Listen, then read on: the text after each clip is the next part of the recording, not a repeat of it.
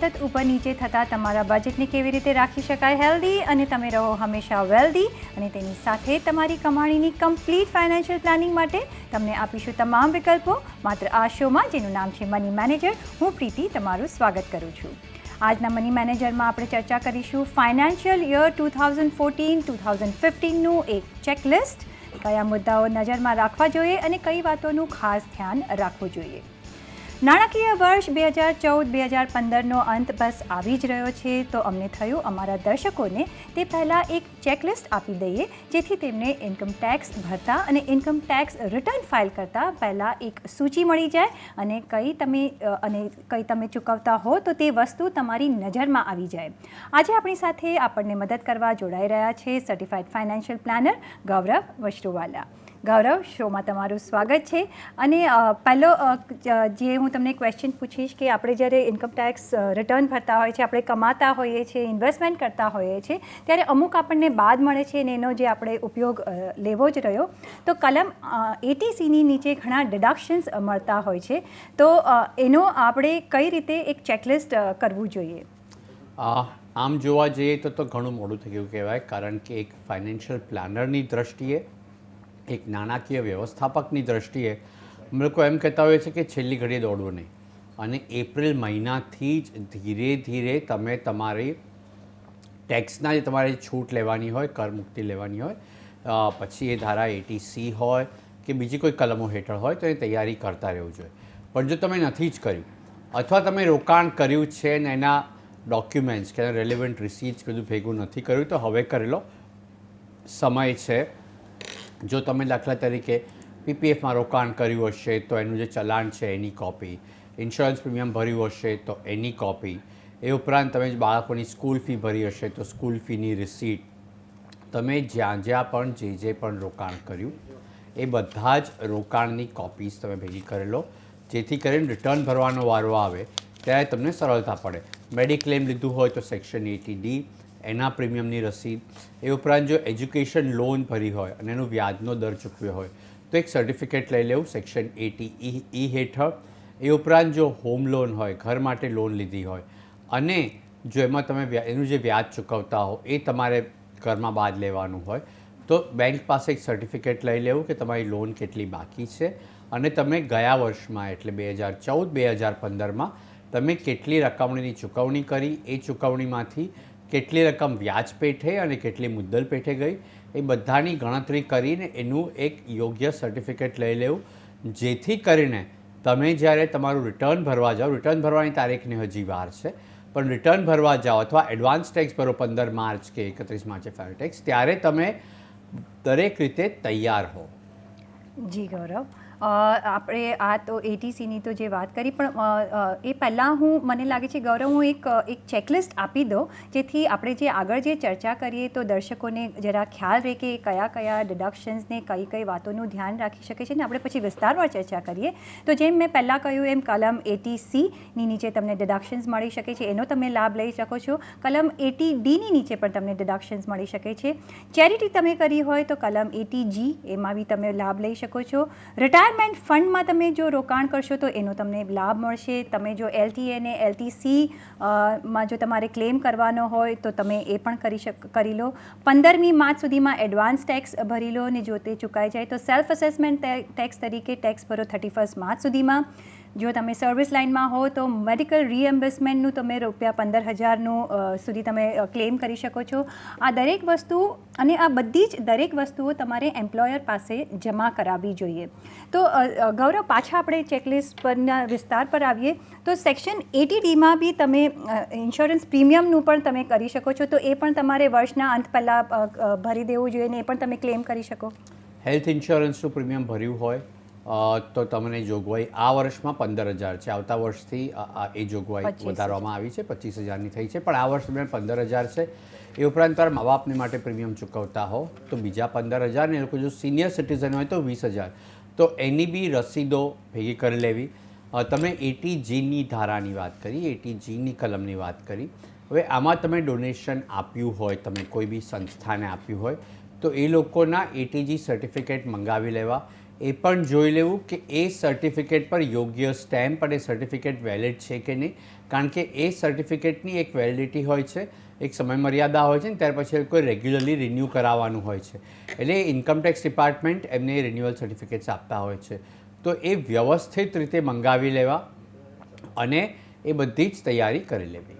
જી અને ગૌરવ, રિટાયરમેન્ટ ફંડમાં અને રિટાયરમેન્ટ ફંડમાં તમે જેટલા યંગ હો ને એટલું જલ્દીથી તમે શરૂ કરી દો તો તમને ફાયદો થાય છે. જો તો 31 માર્ચ પહેલાં તમે જો આનું રોકાણ કર્યું હોય તો એમાં ફાયદો મળે છે તમને? સેક્શન 80C, 80CCC અને 80CCD આ બધામાં અલગ અલગ રિટાયરમેન્ટની પ્રોડક્ટ્સ આવી જાય છે અને એને માટે તમારે જે પણ તમે ઇન્વેસ્ટમેન્ટ કર્યા હોય, નિવેશ કર્યા હોય, એને માટેના તમારા જે બી કાગળિયાની જરૂર પડતી હોય, અમુક જગ્યાએ તમને કંઈક પ્રીમિયમ રિસીટ હોય, અમુક જગ્યાએ ચલાણ હોય, અમુક જગ્યાએ કોઈ સર્ટિફિકેટ હોય, અમુક જગ્યાએ બીજા કોઈ પ્રકારનું અકાઉન્ટ સ્ટેટમેન્ટ હોય, તો એ બધા જ ભેગા કરી લેવા. જી, તો આ તો વાત થઈ ATC, ATD, ચેરિટી, ATG અને રિટાયરમેન્ટ ફંડનું જે તમે સેક્શન કહ્યું ગૌરવ, ATCC કયું સેક્શન? ATCCC અને ATCCD. ATCમાં પણ થોડુંક છે, ATCCC છે અને ATCCD છે. જી, તો આ વાસ્તુનું તમારે ધ્યાનમાં રાખવું જોઈએ અને એનો જો તમે ઇન્વેસ્ટમેન્ટ કર્યું હોય એવું કોઈ તો તમારે એનો પૂરો એનો લાભ લેવો જોઈએ અને તમારા ઇન્કમ ટેક્સ રિટર્નમાં તમારે મેન્શન કરવું જોઈએ જેથી તમારો ટેક્સ ઓછો કપાશે. નેક્સ્ટ આવે છે જે સેલરીડ ક્લાસ હોય છે એને LTA અને LTC ક્લેમ કરવાની એક સુવિધા મળે છે. દર 4 વર્ષે 2 વખત એ લોકો કરી શકે છે. તો ગૌરવ, એનો પણ એક લાભ લઈ લેવો જોઈએ એ લોકો? લેવો જ જોઈએ. ઘણી બધી વાર લોકો થાપ ખાઈ જાય છે, રહી જાય છે અને કોઈ બી વસ્તુ રહી જાય એ યોગ્ય નથી. તમે ખોટા ક્લેમ ન કરો, ખોટા વાઉચર્સ કે ખોટા બિલ જમા ન કરાવો, પણ જે આપણને મળે છે ને જે ખર્ચા હકીકતમાં કર્યા છે ને જે એલિજિબલ છે, જેને કારણે આપણને આ બાદ મળવાના છે, તો એના તો જે રેગ્યુલર ડોક્યુમેન્ટ્સ છે, તમે જે બી ટ્રાવેલ કર્યું હોય એની માટેના જે વાઉચર્સ છે, બિલ છે, ટિકિટો કે જે પણ કંઈ જોઈએ, હવે જો કે ટિકિટો એટલી જરૂર નથી પણ એ પ્રિન્ટઆઉટને બધું હોય છે, પણ એને બદલે બી જે દસ્તાવેજ, જે ડોક્યુમેન્ટ્સ, જે કાગળિયા આપવાના હોય એ બધા જ ભેગા કરી અને LTA, LTC વગેરેના કાગળિયા તમારા એમ્પ્લોયરના હ્યુમન રિસોર્સિસ ડિપાર્ટમેન્ટમાં કે અકાઉન્ટ્સ ડિપાર્ટમેન્ટમાં જમા કરાવવાના હોય છે. તો એ વેળાસર કરાવી નાખો જેથી કરીને એ લોકો તમારી વ્યાજની ગણતરી ગણે તો એમાં ભૂલ ન થાય, અરે ટેક્સની ગણતરી ગણે એમાં ભૂલ ન થાય. કારણ કે ઘણી બધી વાર એવું જોવામાં આવ્યું છે કે છેલ્લા મહિને પગાર બહુ ઓછો આવે કારણ કે એક ઝાટકે લોકો બધા ટેક્સ કાપતા હોય. હવે આવું થાય અને પછી તમે હકીકતમાં જો તમે રોકાણ કર્યું હોય, તમારો ટેક્સ કપાવવાનો ના હોય પણ ટેક્સ કપાઈ જાય અને પછી રિફંડ લેવા માથાકૂટ થાય. એટલે જો તમે લીધું હોય તો વેળાસર લેવાના હો કે લીધા હોય તમે તમારા ફાયદા લેવાના હોય કે તો વેળાસર તમે તમારા કાગળિયા, તમારા દસ્તાવેજ, તમારી રસીદો, તમારી ટિકિટો, તમારા વાઉચર્સ જે બી હોય એ જમા કરાવી દો. ઓકે, તો આ તમારે LTA ને LTC સહિત ઘણા બધા જે દસ્તાવેજો જે જમા કરવાના હોય, જે ભેગા કરવાના હોય એ તમારે ભેગા કરી લેવા જોઈએ અને બેનિફિટ લઈ લેવો જોઈએ. સાથે જ ગૌરવ, એડવાન્સ ટેક્સ ની હવે તારીખ નજીક આવી રહી છે તો અને જેની 15મી સુધીમાં તમારે એડવાન્સ ટેક્સ ભરી દેવો જોઈએ. તો એના માટે એડવાન્સ ટેક્સ કેલ્ક્યુલેટ કરવા માટે એ લોકોને આ બધી જ વસ્તુઓ કામ લાગશે? આ બધાની જરૂર પડશે, ગણતરી કરવી પડશે. એડવાન્સ ટેક્સની 3 તારીખો છે, 15મી સપ્ટેમ્બર, 15મી ડિસેમ્બર અને 15મી માર્ચ અને 31 માર્ચ પહેલાં સેલ્ફ અસેસમેન્ટ ટેક્સ. એટલે 15મી માર્ચ આવી રહી છે, લગભગ અઠવાડિયે કે 10 દિવસનો જ સમય છે. એટલે ગણતરી કરીને તમારે જે પણ ટેક્સ ભરવાનો છે એ ભરી દો. આમાં પ્રીતિ બીજો એક લોકોનું ધ્યાન દોરવાનો પ્રયત્ન કરીશ કે તમે જો તમારા ટેક્સ સમયસર જમા ન કરાવ્યા હોય, સમયસર ભર્યા ન હોય તો ઘણી બધી વાર આપણે જ્યારે લોન લેવા જઈએ ત્યારે એના પર વિપરીત અસર પડતી હોય છે. આ તમને બેન્કો જણાવશે નહીં પણ ક્યાં તમને દર ઊંચો લાગશે, ક્યાં લોનની રકમ ઓછી આપશે. એનું કારણ એટલું જ છે કે બેન્કો પછી એવું વિચારે કે જે વ્યક્તિ સરકાર સામે ચોરી કરી શકે અથવા સરકારને પૈસા મોડા ચૂકવે એ અમને કેમ ન ચૂકવે. એટલે ઘણી બધી બેન્કો, અને બધી બેન્કોમાં નથી પણ ઘણી બધી બેન્કોમાં અંદર જ્યારે એ લોકોનું ક્રેડિટ ડિપાર્ટમેન્ટ ઇવેલ્યુએશન કરતું હોય ત્યારે ઇન્કમટેક્સ પેપરને ઇન્કમટેક્સ ક્યારે ભર્યો છે એની તરફ પણ નજર દોરાવે છે અને જો તમે સમયસર ટેક્સ ન ભર્યા હોય તો તમારા ક્રેડિટ રેટિંગમાં પણ અસર પડે છે. જી, તો જો તમે ટેક્સ સમયસર નથી ભરતા અને જો તમને લોન લેવાની કે બીજી કોઈ બી ફેસિલિટી લેવાની જરૂર પડે છે બેંકમાં, તો આ તમારું નોટ થશે. જો તમે ડિલે કર્યું હશે તો પણ નોટ થશે અને તમારું ક્રેડિટ રેટિંગ એટલું બગડી શકે છે. તો તમારે એડવાન્સ ટેક્સ તો 15મી માર્ચ સુધી ભરી જ લેવો જોઈએ. પણ ગૌરવ, જો એ ચૂકી જતા હોઈએ છે તો શું બાય 31 માર્ચ તમે જે કહેવાય છે સેલ્ફ અસેસમેન્ટ ટેક્સ એ ભરી શકો છો? અને આ જો ચૂકી જતા તમને વ્યાજ દર પણ બહુ મોટું લાગે છે, બરાબર? એટલે ત્યાર પછી તમને બીજા જે બી હોય કલમ, આઈ થિંક 234B, 234C અને આવી ઘણી બધી કલમ છે, એના જે તમને વ્યાજ, પેનલ્ટી બધું જ લાગે. એ ઉપરાંત બીજું બી એક યાદ રાખવું કે જો રિટર્ન સમયસર ફાઇલ ન કર્યું હોય અને તમને કેપિટલ લોસ હોય તો તમે એનો ભવિષ્યમાં બેનિફિટ ન લઈ શકો. એટલે સમયસર રિટર્ન ભરવું, સમયસર ટેક્સ ભરવો, આ એક જવાબદાર નાગરિકની પોતાની એક જવાબદારી છે. એ ઉપરાંત તમારા ફાયદામાં છે. તમારે તમારો ટેક્સ ભરવો અને તમારે તમારો ટેક્સ સમયસર ભરવો એ તમારા ફાયદામાં છે, કારણ કે જેથી કરીને લાંબે ગાળે તમને બેનિફિટ મળવાના છે. જી, તો ટેક્સ તમારે સમયસર ભરી લેવો જોઈએ ને એનો ફાયદો લેવો જોઈએ. ને જે ઇમ્પોર્ટન્ટ એક પોઈન્ટ કયો ગૌરવે, કે જો તમને કેપિટલ લોસ થયો હશે તો એનો બેનિફિટ નહીં મળે જો તમે સમયસર તમારું ટેક્સ ભર્યો નહીં હોય અને પ્લસ તમે રિટર્ન સમયસર તમે ફાઇલ નહીં કર્યું હોય તો તમે ગુમાવી શકો છો. ગૌરવ, જો સેલરીડ હોય તો તમને 15,000 મેડિકલ બિલ્સનું રિએમ્બર્સમેન્ટ મળે છે. તો એ બી તમારે તૈયાર કરીને તમારે તમારા ચેકલિસ્ટમાં નાખી દેવું જોઈએ કે આ પણ આપણે સબમિટ કરવાનું છે. એકચ્યુઅલી એ તો તમે જ્યારે દરેક કંપનીની ગણતરી અને એની સિસ્ટમ્સ પ્રોસેસીસ અલગ અલગ હોય છે, પણ બને ત્યાં સુધી તમે જેમ જેમ ખર્ચા કરતા જાઓ તેમ જો રિએમ્બર્સમેન્ટ માગતા જાઓ તો વધારે સારું. હવે જો તમારી કંપનીમાં સિસ્ટમ અલગ હોય, તમારે એક સાથે વાઉચર ક્લેમ કરવાના હોય તો એ બધા જ બિલ રાખવા. એ બિલ ચોખ્ખા હોવા જોઈએ, એની પર તમારું પેશન્ટ તરીકેનું નામ હોવું જોઈએ, બને ત્યાં સુધી તમારા ડૉક્ટર જેને પ્રિસ્ક્રિપ્શન આપ્યું છે એ પણ હોવું જોઈએ, જેથી કરીને મેચ થઈ શકે. OTC ડ્રગ ન હોય તો એ જુદી વસ્તુ છે.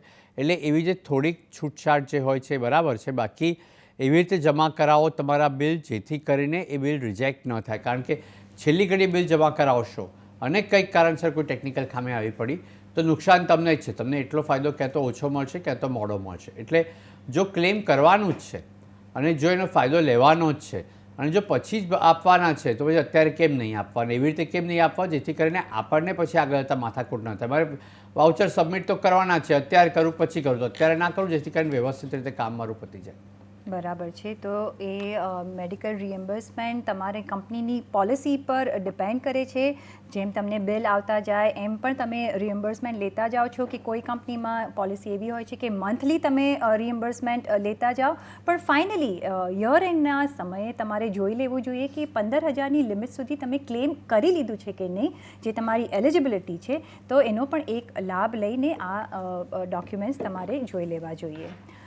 ગૌરવ, બીજી એક જે વાત હોય છે કે જો તમે શોર્ટ ટર્મ કે લોંગ ટર્મ કેપિટલ લોસ કર્યો હોય તો શું તમને આ જ વર્ષમાં સેટ ઓફ મળી શકે છે કે નેક્સ્ટ યર સુધી આપણે રાહ જોવી પડે છે? પહેલી વસ્તુ એ કે તમે રિટર્ન વ્યવસ્થિત ભરવું જોઈએ, ટેક્સ સમયસર ચૂકવ્યો હોવો જોઈએ, તો જ આ ફાયદો મળે. પણ તમે લગભગ 8 વર્ષ સુધી એને કેરી ફોરવર્ડ કરી શકો. એટલે આ વર્ષનો લોસ હું આગલા વર્ષોમાં પણ એનો બેનિફિટ ક્લેમ કરી શકું અને આગલા વર્ષમાં કોઈ ગેઇન થાય તો એની સામે હું સેટ ઓફ પણ કરી શકું. પણ એને માટે પણ તમારું જે આપણે જેમ કહી ગયું એમ વ્યવસ્થિત રીતે ટેક્સ જમા કર્યો હોવો જોઈએ, ટેક્સ ચૂકવ્યો હોવો જોઈએ, રિટર્ન ફાઇલ થયું હોવું જોઈએ. એટલે કેપિટલ લોસનો જો ફાયદો લેવો હોય તો વ્યવસ્થિત રીતે આપણા જે બી રિટર્ન્સ જે હોય એને ફાઇલ કરી નાખવા. જી, તો આનો તમારે ફાયદો વ્યવસ્થિત રીતે લેવો જોઈએ ને આ વાત ધ્યાનમાં રાખવી જોઈએ કે આ પણ તમે એક ક્લેમ કરી શકો છો. તો તમારા આ બી દસ્તાવેજો તમારે બરાબર જોઈ લેવા જોઈએ. ગૌરવ, બીજું આપણે વર્ષના અંતે શું આપણી હેલ્થ પોલિસીઝ આપણી બરાબર છે કે નહીં, લાઈફ ઇન્સ્યોરન્સ કવર આપણું બરાબર છે કે નહીં, એ પણ એક વખત નજર નાખી લેવી જોઈએ કે કંઈ વધારવું ઘટાડવું પડે કે નહીં નેક્સ્ટ વર્ષ માટે ઓફકોર્સ, પણ અત્યારે એની પણ એક જોઈ લેવું જોઈએ કે બધું બરાબર છે કે નહીં. એકચ્યુઅલી પ્રીતિ ઘણી બધી તૈયારીઓ કરવાની હોય છે, કારણ કે વર્ષનો અંત આવ્યો છે અને આવતા વર્ષની શરૂઆત છે. જેટલી બને એટલી સ્લેટ આપણી ચોખ્ખી હોય, વ્યવસ્થિત હોય, એટલું વધારે સારું. એટલે બીજી 4-5 વસ્તુઓ એ ધ્યાનમાં રાખવી જોઈએ. પહેલી વસ્તુ એ કે ગયા વર્ષમાં જો મારું ઘરનું એડ્રેસ બદલાયું હોય, મેં એક ઘરમાંથી બીજા ઘરમાં આપણે રહેવા ગયા હોઈએ, તો જે બી નાણાકીય સંસ્થાઓ છે, જે આપણી ઇન્સ્યોરન્સ પોલિસી છે, ઇન્વેસ્ટમેન્ટ છે, બેંક અકાઉન્ટ છે, ડીમેટ અકાઉન્ટ છે, એ બધે જ એક લેખિત અરજી આપી દેવી અને એની કોપી પર એકનોલેજમેન્ટ લઈ લેવું. આમાં વર્બલી કહ્યું કે ઈમેલ કર્યો એવું ના કરતા. મહેરબાની કરીને લેખિત પહેલાં તમે વર્બલી કહી દો, ઈમેલ કરી દો, બધું બરાબર છે, પણ ગમે એટલું એ બેંક કે નાણાકીય સંસ્થા કે મહેરબાની કરીને એક લેખિત અરજી આપી દો ને એની પર એકનોલેજમેન્ટ લઈ લો. સો પહેલી વસ્તુ એ. બીજી વસ્તુ એ કે બેંક ડિટેલ્સ ચેન્જ થઈ હોય. તમે ક્યાં તો કોઈ પહેલું ખાતું બંધ કરી દીધું, બીજું નવું ખાતું ખોલાવ્યું, તો તમે એની પણ જાણકારી આપો. પહેલી બેંક તમે કન્ટિન્યુ રાખી અને બીજી બેંક ખોલાવીને તમારી એ હવે મેઇન બેંક થવાની છે, તો એની પણ જાણકારી આપો. ત્રીજી વસ્તુ એ કે નોમિનેશન. ઘણી બધી વાર આપણે નોમિનેશન કર્યા હોય પણ આપણે નોમિની બદલવા હોય, અથવા નોમિનીનું મૃત્યુ આપણા કરતાં પહેલાં થઈ ગયું, તો એમાં જે ફેરબદલ કરવાના હોય એ ફેરબદલ પણ કરી લેવા. એટલે વર્ષના અંતે રિવ્યૂ કરવા બેસી ત્યારે ફક્ત ઇન્કમટેક્સ નહીં, ઇન્કમટેક્સ એક મહત્ત્વનો ભાગ ભજશે, એક મોટો સમય તમારો ઇન્કમટેક્સ લઈ લેશે, પણ ફક્ત ઇન્કમટેક્સ નહીં, ઘણી બધી વસ્તુઓ છે જેની તરફ તમારે ધ્યાન આપવું જ રહ્યું. કારણ કે જો એ ધ્યાન નહીં આપો તો એ વસ્તુઓ બધી એક પછી એક પેલી પાઇલઅપ થતી જ રહે, ચડતી જ રહે, અને છેલ્લે જ્યારે ખરેખર પૈસાની જરૂર પડે ત્યારે, અથવા કોઈ ખરેખર તમારે એ નાણાકીય ઇન્સ્ટ્રુમેન્ટ જે હોય એમાંથી કોઈ ફાયદો કે લાભ ઉઠાવવાનો વારો આવે ત્યારે અપડેટેડ ના હોય. બરાબર છે. તો ઇન્કમ ટેક્સ રિટર્ન સાથે તમારે આ બીજું બધું પેપર વર્ક પણ વ્યવસ્થિત રાખવું જોઈએ, જે તમે નેક્સ્ટ યરમાં કેરી ફોરવર્ડ કરશો, અને તમને જે નેક્સ્ટ યરમાં એક લાભદાયક થશે. જો બધું જ બરાબર અને પ્રોપર હશે તો તમને નેક્સ્ટ યરના કામ માટે પણ આ બધું જ કામ આવશે. એટલે આ વર્ષના અંત સુધીમાં તમારે આ બધી એક યાદી પણ બનાવી લેવી જોઈએ કે શું કરવાનું બાકી રહી ગયું છે, શું કરવાનું છે, અને એના પર એક પગલાં લેવાનું શરૂ કરવું જોઈએ. ગૌરવ, એક યર એન્ડમાં તમારો એક ફાઇનાન્શિયલ પ્લાન કે ફાઇનાન્શિયલ જે તમારો ગોલ રહ્યો હોય એમાં તમે આ વર્ષે કેટલું અચીવ કર્યું છે, કેટલું અચીવ કરવાનું છે, એ પણ એક સેટ કરી દેવું જોઈએ નેક્સ્ટ યરના કેરી ફોરવર્ડ કરવા માટે. એ બહુ જ જરૂરી છે, કારણ કે એમાં તકલીફ એ છે કે મોટાભાગના લોકોએ પોતાનું શું અચીવ કરવું છે એ જ ખબર નથી હોતી. એટલે એમાં તકલીફ રહેવાની જ છે, કારણ કે આપણે વણઝારા જેમ જીવન જીવતા હોઈએ તો પછી તો એવું જ રહે. પણ જો તમે સ્થાયી થઈને રહેતા હો, તમારા નાણાકીય ધ્યેય કયા વર્ષે કયા હતા, એમાં તમે કેટલી સફળતા હાંસલ કરી છે, તમે જો કોઈ ઇન્વેસ્ટમેન્ટ ભેગું કરતા હો, ભંડોળ ભેગું કરતા હો, જેમ કે મે મહિનામાં મારે બહારગામ ફરવા જવું છે, તો એ તમારા પૈસા ક્યાં છે, એની જોગવાઈ ક્યાંથી થવાની છે. તો તમે લાંબા ગાળાનું રોકાણ કરતા હો તો એ કયા ફંડમાં છે, તમે કેટલું રોકાણ કર્યું, એ ફંડનો પરફોર્મન્સ કેવો છે, એમાં કોઈ બદલાવની જરૂર છે કે નહીં. એ ઉપરાંત બીજી બધી વસ્તુઓ, જેમ કે તમે કોઈ લોન લીધી, હવે એના વ્યાજના દરમાં કોઈ બદલાવ થયો છે અને એનો આપણને લાભ મળ્યો છે કે નહીં. તમારે જો ગયા વર્ષની કરિયર દરમિયાન તમારી કરિયરમાં કોઈ બદલાવ આવ્યો તો એની જે જાણકારી છે એ નાણાકીય સંસ્થાઓને આપી છે કે નહીં. આ બધી જ વસ્તુઓની જાણકારી આપવી. તમે જો તમારા લગ્ન ન થયા હોય અને લગ્ન થયા અથવા બાળકનો જન્મ થયો, એટલે કુટુંબમાં કોઈ લગ્ન, જન્મ, મૃત્યુ થયું, તો એ હિસાબે તમારા વિલમાં બદલાવ કરવો હોય, તમારા ઇન્વેસ્ટમેન્ટ્સમાં તમારા પતિ કે પત્નીનું નામ એડ કરવું હોય, નોમિનેશન ચેન્જ કરવું હોય, તમને બાળક જન્મ્યું હોય, બાળકના જન્મ નિમિત્તે અમુક પૈસા આવ્યા હોય તો એને માટે રોકાણ કરવું હોય, તો આ બધી વસ્તુઓ પર એક નજર નાખી લેવી અને એને અપડેટ કરી લેવો. લગભગ 2 થી 3 કલાક જેટલો તમે સમય, ફક્ત 2 થી 3 કલાક જેટલો સમય તમે દર 3 મહિને, અને વર્ષને અંતે લગભગ 4-5 કલાક, એટલે આમ જોવા જઈએ તો આખા વર્ષમાં લગભગ 12 થી 13 કલાકનો સમય તમે કમાયેલા નાણાં તમારા ધ્યેય માટે અનુરૂપ છે કે નહીં એટલો આપશો તો લાભ તમને છે. એટલે ફાઇનાન્શિયલ ડેટની વાત હું પહેલાંય મજાકમાં ઘણી બધી વાર કહેતો રહ્યો છું, તમારે બીજું કોઈ નામ આપવું હોય તો બીજું કોઈ નામ આપી શકો, પણ આ કરવું જ રહ્યું કે કયું વર્ષ કેવું રહ્યું, સારું ખોટું, કયા બદલાવ આવ્યા, મારા જે નિર્ણયો હતા એ સાચા હતા, ખોટા હતા, કોઈ બદલાવની જરૂર છે કે નહીં, બદલાવ છે તો તરત કરી શકું, થોડી વાર રાહ જોઉં, જેમ કે કોઈ આપણને લાગતું હોય કોઈ સ્કીમનો પરફોર્મન્સ સારો નથી ને આપણે ચેન્જ કરવું છે. હવે જો એવું થતું હોય કે લગભગ 20 દિવસ રોકાઈ જાય, લોંગ ટર્મ કેપિટલ ગેઇન્સ ટેક્સનો ફાયદો મળતો હોય તો અત્યારે શું કામ કરવું, રાહ જોવી, કે એક્ઝિટ લોડ લાગતો હોય તો શું કામ કરવું, રાહ જોવી. પણ અમુકમાં એ ફરક ન પડતો હોય તો આ બધું જ જોઈ લેવું, જેથી કરીને આપણા નાણાકીય દસ્તાવેજો, નાણાકીય જે પણ પગલાં ભર્યા હોય એ આપણા ફાયદા માટે હોય, આપણા લાભ માટે હોય, એનું પણ સરવૈયું બની જાય, એની પણ એક યાદી બની જાય. બરાબર છે. તો આ બધા જ દસ્તાવેજો, આ બધા જે તમારે કરંટ યરમાં જે તમારા જે થયું હોય એની એક યાદી બનાવી લેવી જોઈએ. એમાંથી જે ભૂલ થઈ હોય એને નેક્સ્ટ યર કે અત્યારે સુધારી લેવી જોઈએ અને એક લિસ્ટ બનાવી લેવું જોઈએ, જેથી તમારું ઓપનિંગ જે નેક્સ્ટ યરનું થવાનું છે એ સરળ બને અને એક તમને માઇન્ડમાં પણ એક ક્લેરિટી રહે કે હવે આગળ તમારે શું કરવાનું છે. ગૌરવ, જેમ આપણે વાત કરી કે બેંકના નોમિનેશન્સને અને અકાઉન્ટ્સ વિશે, એમાં એક બીજું પણ એક હોય છે કે ઘણા બધાના અકાઉન્ટ્સ કોઈ નોન ઓપરેટિવ હોય છે, તો એ અને એમાં બી ખાલી વ્યાજ લાગતું જોઈએ છે કે જો તમે એમાં ઓપરેટ નથી કરતા અને મિનિમમ બેલેન્સ નથી હોતું તો એવા અકાઉન્ટ્સ બી બંધ કરી દેવા જોઈએ. હસતો વળી, અને આ ફક્ત એને જ લાગુ નથી પડતું. પહેલાં આનો જવાબ આપીશ ને પછી બીજા ઘણા બધા એવી વસ્તુઓને આપીશ.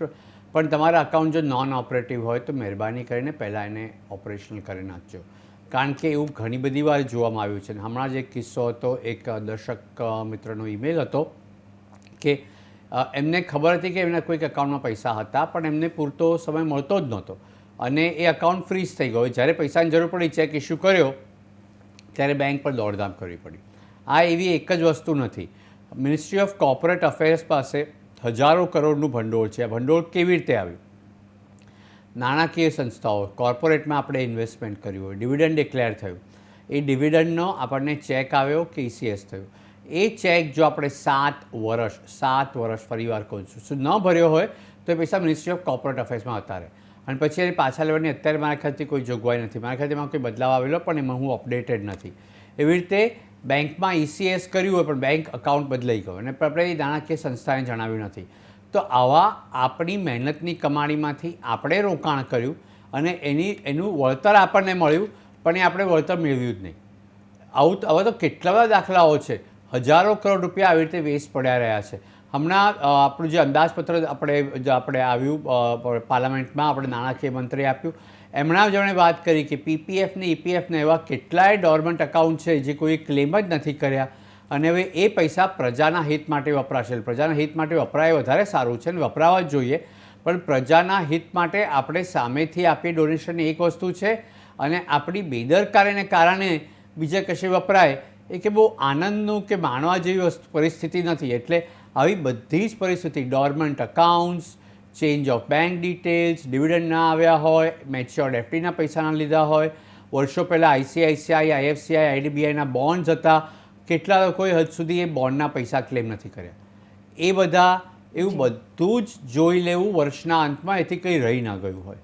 બરાબર છે. તો આ બધા જ જેમ અમે તમને ચેકલિસ્ટ આપ્યું કે વર્ષના અંત પહેલાં તમે આ ચેકલિસ્ટ કરી લેજો, તમારું આ લિસ્ટ જોઈ લેજો, આ લિસ્ટ પ્રમાણે જશો તો તમે કંઈ ચૂકી નહીં જાઓ. અને ગૌરવ, હવે આપણે જઈશું વ્યુઅર્સ ક્વેશ્ચન પર. તો પહેલો ક્વેશ્ચન આવી રહ્યો છે હિતેન્દ્ર પ્રજાપતિનો. એ જણાવી રહ્યા છે કે મ્યુચ્યુઅલ ફંડમાં રોકાણ કેવી રીતે કરવું જોઈએ તેમજ કયા મ્યુચ્યુઅલ ફંડમાં એમના માટે ફાયદાકારક બની રહેશે? પહેલાં વાત કે કયા મ્યુચ્યુઅલ ફંડ ફાયદાકારક બની રહેશે, અને ભાઈ એમાં એવું છે કે તમારા જીવનના ધ્યેય પર નક્કી થાય. જો તમે લાંબા ગાળાના તમારા ધ્યેય હોય, તમારા ફાઇનાન્શિયલ ગોલ્સ 7, 8, 9 વર્ષ પછી આવવાના હોય તો ઇક્વિટી મ્યુચ્યુઅલ ફંડ તરફ ધ્યાન આપવું. ઇક્વિટીમાં વધઘટ થતી હોય, ચઢઉતર થતી હોય, પણ લાંબા ગાળે એવું જોવા મળ્યું છે કે વળતર સારું મળે, ફુગાવાના દર કરતાં વળતર વધારે મળે. જો તમારા ગોલ્સ, જો તમારા ધ્યેય આગલા 2 કે 3 વર્ષમાં હોય તો date base instrument, fix deposit એક વિકલ્પ છે. પણ કારણ કે તમે મ્યુચ્યુઅલ ફંડ માટે પૂછ્યું છે એટલે મ્યુચ્યુઅલ ફંડને લાગતો જવાબ આપીશ કે ડેટ ફંડમાં રોકાણ કરવું. 3 થી 5 વર્ષની અંદરનો ગાળો હોય તો ડેટને ઇક્વિટી બંને અને સોનાના ફંડમાં બી રોકાણ કરી શકાય. રોકાણ કઈ રીતે કરવું? તમારા ક્યાં તો કોઈ ઇન્વેસ્ટમેન્ટ એડવાઇઝર હોય, ક્યાં કોઈ ફાઇનાન્શિયલ પ્લાનર હોય કે બેંક્સ હોય, એના દ્વારા કરી શકો છો. તમે ડાયરેક્ટ પણ કરી શકો છો. ડાયરેક્ટ કરો તો મ્યુચ્યુઅલ ફંડ કંપનીમાં જવાય કે ઓનલાઈન જવાય. એને માટે પહેલાં KYC તમારે નો યોર કસ્ટમરની અમુક રિક્વાયરમેન્ટ હોય છે, એ ફૂલફિલ થઈ ગયા પછી તમારે જે બી તમારા જે ફંડમાં ઇન્વેસ્ટ કરવું હોય એનું ફોર્મ ભરવાનું હોય, એનો ચેક આપવાનો હોય અથવા ECS બી કરી શકાય, પણ પહેલાં ઇન્વેસ્ટમેન્ટમાં બધા લગભગ ચેક જ આપતા હોય છે. એ ચેક આપવાનો, આખું ફોર્મ બરાબર ભરાયું છે કે નહીં, જે વિગતો છે બરાબર છે કે નહીં, એની પર ખાસ ધ્યાન આપવું અને ત્યાર પછી તમને એક અકાઉન્ટ સ્ટેટમેન્ટ આપશે. જી હિતેન્દ્રભાઈ, આઈ હોપ કે તમને તમારા સવાલનો જવાબ મળી ગયો હોય. અને ગૌરવ, આ બધી જ વાતચીત માટે આપનો આભાર, આ ચેકલિસ્ટ સમજાવવા માટે આપનો આભાર. અને સાથે જ પર્સનલ ફાઇનાન્સને લગતા તમારા સવાલ અમને મોકલી શકો છો. તમારું નામ, શહેર, ઉંમર તેમજ તમારા કોન્ટેક્ટ નંબર સાથે ઈમેલ કરો અમને money@network18online.com પર. ફેસબુક પર સંપર્ક કરો facebook.com/CNBC બજાર પર, અને ટ્વીટ પણ કરી શકો છો twitter.com/CNBC બજાર પર. અને અત્યારે મની મેનેજરમાં બસ આટલું જ. પણ નેક્સ્ટ એપિસોડમાં અમે લઈને આવીશું કે તમારા નેક્સ્ટ વર્ષ માટે, ઓપનિંગ વર્ષ માટે તમારે શું તૈયારી કરવી જોઈએ. તો તમે અમારો નેક્સ્ટ એપિસોડ જરૂરથી જોશો. ત્યાં સુધી આપશો રજા. નમસ્કાર.